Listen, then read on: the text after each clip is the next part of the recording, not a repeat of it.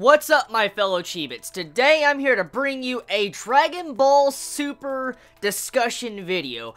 Ever since I made that, topic video, like the news announcement on Dragon Ball Super, all night last night, what would I like to see in Dragon Ball Super? Like, I can't get the thoughts out of my mind, because I went back and actually watched a couple of scenes from Dragon Ball Z with my orange bricks. I went back to watch, the Cell saga with Gohan versus Cell. I went back to see, the finale of Boo, Kid Boo, and I got to see Gohan, Mystic Gohan versus Super Boo. I went back to watch some of those fights, and they were fucking amazing. I really enjoyed those specific scenes in Dragon Ball Z, and it got me thinking, like, what would I really like to see in Dragon Ball Super? Now, we're only a couple of months away, if you think about it. I mean, it's about to be May, and that's only a couple months until July when it starts airing. I mean, that's not long at all, go to say, because, I mean, look, we're already well into spring 2015 of anime.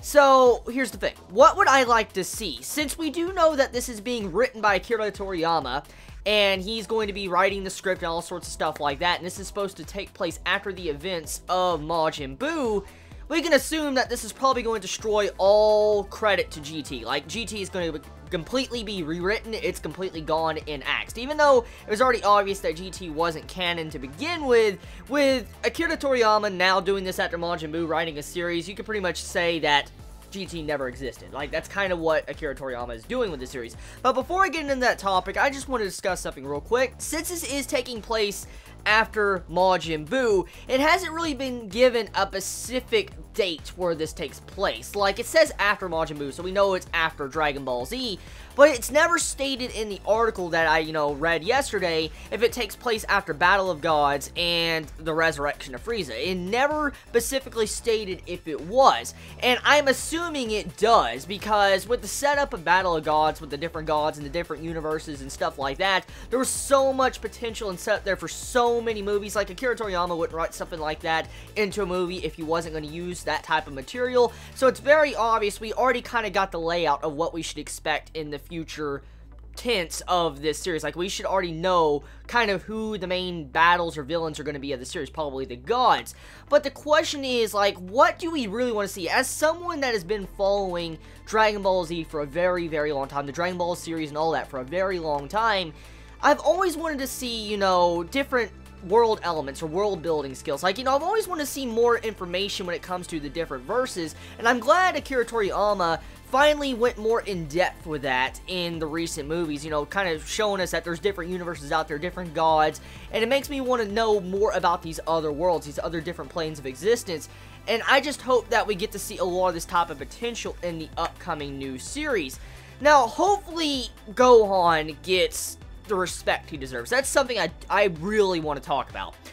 I know how pissed people are. I'm pissed myself because I'm a Gohan fan. I was a Gohan fan in the Cell saga. Like, the Cell saga is my favorite saga in the entirety of the series of Dragon Ball Z, besides the Frieza saga, like the final parts of the Frieza saga, and then getting to see the Super Buu arc, when Super Buu was absorbing everybody. Those are my favorite moments of Dragon Ball Z and Vegeta's, final atonement. Well, I got a lot of good moments, okay? Don't judge me. The thing is, though, is Gohan has been done dirty. He has been fucking done dirty. Not just Gohan specifically, but even Vegeta has been done dirty. And I really hope Akira Toriyama gives more spotlight to these characters, because Gohan, in of itself, when I read the, the Resurrection of Frieza chapters that came out, the 3 special chapters, I haven't watched the movie because I haven't seen enough of the movie, I've just seen bits and pieces of the movie. Thing is, Gohan got shitted on. Like, he's continuously got shitted on as a character because, he was one of the strongest people. He was Mystic Gohan. I mean, he was fucking incredible.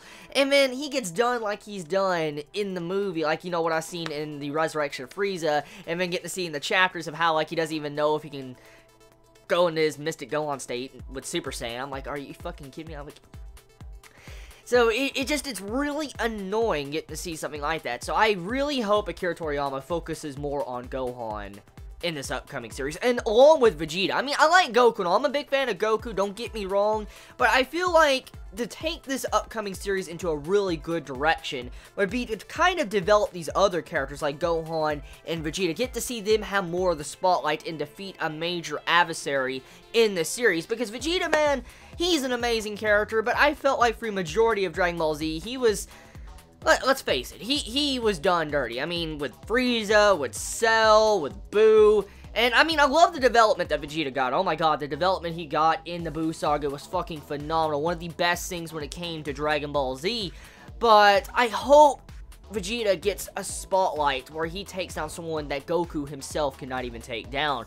And I hope Gohan can also redeem himself after the events of what has happened through these movies I have seen and through, you know, what happened in the entirety of Dragon Ball Z. Now, getting off that point, we do know that, you know, Dragon Ball Z ended on Oob going with Goku to train. And the funny thing is, I don't know if it was shown in the Resurrection of Frieza. I don't know if Oob is in the movie or not. But if I'm correct, Oob wasn't in the Battle of Gods movie. Oob wasn't. I don't think he was he? Like, I don't remember Oob in the Battle of Gods. And if not, that brings up a, you know, a question. I'm wondering, where is Oob? And what type of role is he going to have to play in this upcoming series? Because, remember, Goku is going to go off and train Oob. So, what type of training? Like, I mean, what did Oob learn? How strong is Oob, since we know he's the reincarnation of Kid Buu? Is he going to have a major role to play in Dragon Ball Super? I really hope he does. And I really do hope also Pan as a character gets introduced properly and gets some really good development. Like, I like the Pan in GT, don't get me wrong, I know people hate GT. I'm okay with GT. It wasn't the best, but I enjoyed it for the most part because it was fun to get to see, you know, different characters and, you know, kind of how Dragon Ball Z kind of mixed together. But I hope Pan as a character, when it comes to Dragon Ball Super, if she's in this universe, if it takes place after Battle of Gods and Resurrection of Frieza, I hope Pan gets a very good spotlight to where she can, I guess, transform into a Super Saiyan. I would like to see something like that. I really would. I'd like to see a female Saiyan in Dragon Ball Z. A female Super Saiyan in Dragon Ball Z. That'd be fucking amazing. It would. So, that's my thoughts on that. I wonder if they're going to incorporate anything from Xenoverse into this series, too. That's another thing I wonder, because what if, you know, Dragon Ball Xenoverse that came out, the recent game that came out with, you know, Toa and Mira, what if those, you know, people got kind of introduced into this universe? I mean, there was a lot of different explanations when it came to God, like Goku being a god, like he couldn't be controlled by, you know, Demigra's power. Remember that? I talked about that in my Dragon Ball Xenoverse story review, and I wonder if, you know, any of those type of things that happen in the game are going to kind of tie in with Dragon Ball Super. And this brings up another thing that would be really interesting to see in the future. What if Akira Toriyama decides to kind of incorporate the other timeline? Like, you know, we never really figured out what happened to the timeline in Trunks' verse. Like, let's think about this, okay?